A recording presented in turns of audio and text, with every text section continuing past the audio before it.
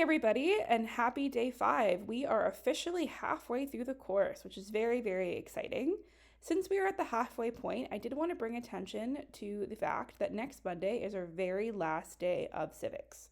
So all work and all quizzes and all assignments must be submitted by 11:59 on Monday.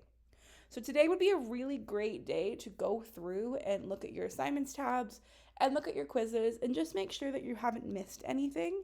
If you have submitted work in the hub and you see that there's work submitted, that means it's fully in the right place. If it's not marked, I will 100% get to it. Um, but this is a good time just to do a little check-in and make sure that you're not behind in anything. You have the weekend as a little bit of a buffer if there's anything that you need to work on, but I will be releasing the culminating task on Friday. So if you are all caught up, you have sort of the weekend to get your notes organized, whatnot, to be able to work through the culminating, or if you want to work ahead, you're also welcome to, but that'll be released on Friday. For today, we're just going to do sort of our usual routine, and I'm going to walk you through your tasks. There's a couple different things to do today, so bear with me as I go through it. So step 1 is your lesson, which is the same sort of thing we've been doing since the very beginning. Your lesson today is looking at the different levels of government and understanding which civic issue connects to which level of government. So in Canada, we have 3 levels of government, and each of them take different responsibilities to sort of take care of our country, and you're just doing a little bit of a deep dive into whose responsibility is what.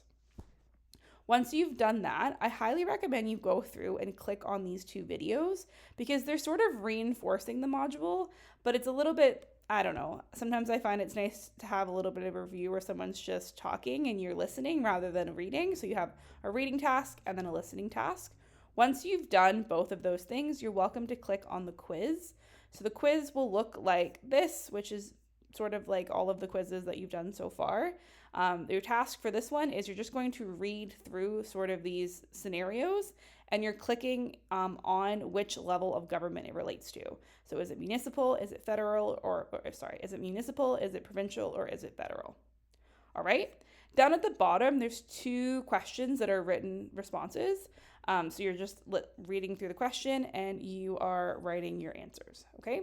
I've had some questions about how these quizzes are marked. So on the multiple choice questions, you get a mark right away. On the ones that you have to do a written response on, I go back in and remark them.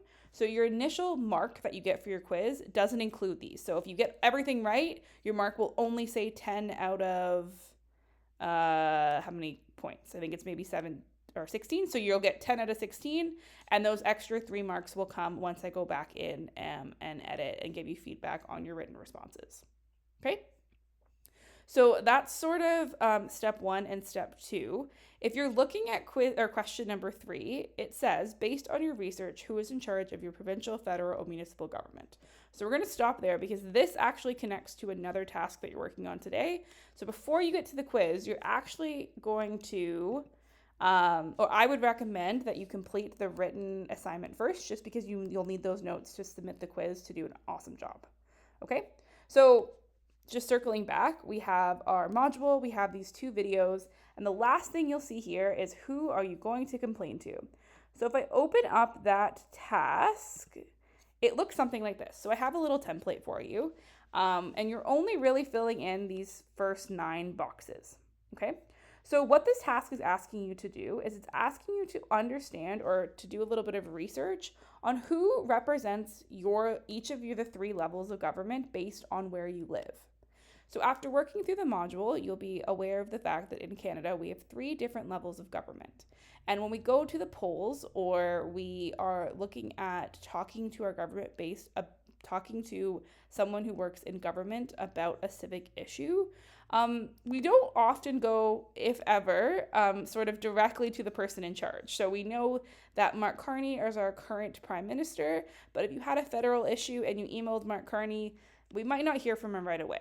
So what we have in Canada is we have different representatives that represent each of the different areas, sort of all across Canada. So they've divided Canada into all of these different sort of subgroups, different communities that they call ridings and wards, and they have somebody that works in government sort of represent those different little communities. I say little, they're not very little, but when it just sort of means that they kind of chop every community up, chop every city up, chop every province up. So then every single person in Canada has a direct connection to someone in government that they can talk to about a civic issue. So that's sort of your task for today, is do a little bit of deep diving into where you live and figure out who the people are that you can contact if you want to talk to them about a civic issue, whether it be federal, provincial, or municipal. Okay, I'm doing a lot of talking, so let me kind of slow this down a little bit. So step one of this worksheet is you're going to figure out what riding or what ward you're in. If you look at the example down at the bottom, you'll notice that the ridings and the wards are actually all the same, because, well, that is because if you're voting in a certain area, you're probably voting in the same area for every single level of government because that's where you live. Okay, in Hamilton, there's quite a few, whether it's Central Hamilton, Stony Creek, Ancaster Dundas, or the Hamilton Mountain, or wherever else you're taking this course from. You're going to figure out what riding or what the name of the riding is that you live in.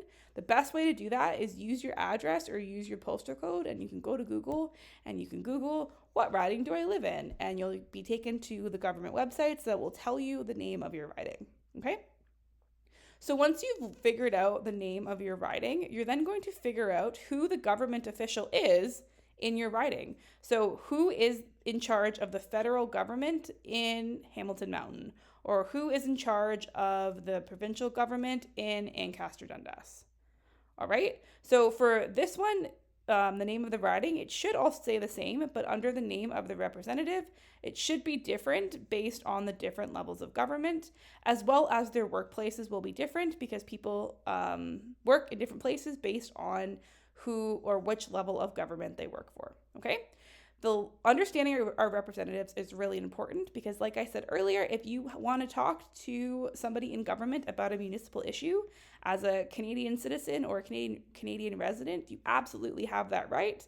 But if you were to email Premier Doug Ford, you might not get a response back, which is why they have all of these other people that sort of represent a smaller area. Because you likely will get a response back because their job is to sort of make sure that they're representing your community in the most positive and beneficial way that they can. Okay, so you're completing this worksheet, you're handing it in assignments just like everything else. Once this worksheet has been completed, I then would recommend going to the quiz because the quiz is going to ask you who is the name of the representative in charge of each of the levels of government in your area. So once you've done this work, you'll be able to answer the quiz question, no problem. Okay, a little bit of a mouthful from me today, but I think that's it. If you have any questions, you're welcome, as always, to contact me via email or join me in my office hours. Good luck, everybody.